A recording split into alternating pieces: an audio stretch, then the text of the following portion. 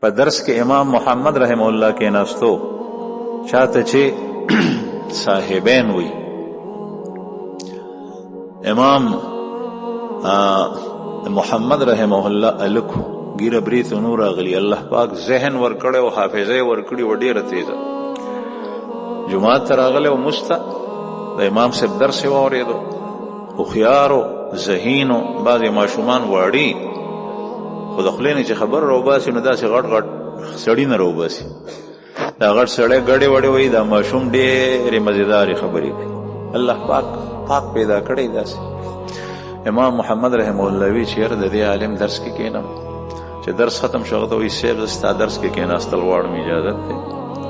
قرآن پاک نه ثابته ده چې د استاذ نه د عالم نه چې درس وی نو اجازت به غواړم بیا کښېنه. نو امام محمد رحمه الله چې ورته ووی امام ابو حنیفه رحمه الله وکتل سړي په مخ باندې ګیره نیسته.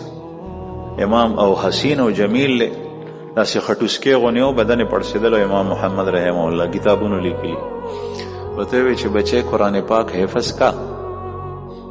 زما د درس لپاره شرط دا دی چې قرآن حفظ کړي نو بیا راشه.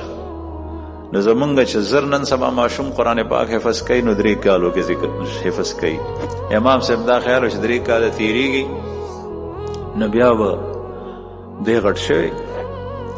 چې لاړو امام محمد رحمه الله پورا 1 هفته پس بیا رالو په 8مه ورځ. امام ابو حنیفه رحمه الله ته وایي چې صاحب داخل مې کړه.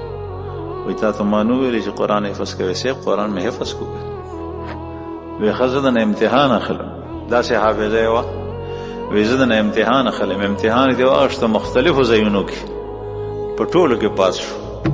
ونه درېدو چېرته خاص تا ناخاص تا. امام ابو حنیفه رحمه الله ورته وینا کړې وه. بیا دومره غټ سړی د خبرې نه واپس کېدی چې ته شي. ورته وی ټیک ده خو ته به زما شاته کښېنې لکه زه چې څنګه تاسو ته ګورم نو شاته به امام محمد صاحب کښېنولو چې د خلکو نظر هم په ده نه پروزي او زما هم پې نظر نه پروزي. نو امام محمد رحمه الله په هلکوالي کې د خپل استاد امام اعظم صاحب امام ابو حنیفه رحمه الله نه داسې سبق ویل. قل للمؤمنین یغضوا من ابصارهم.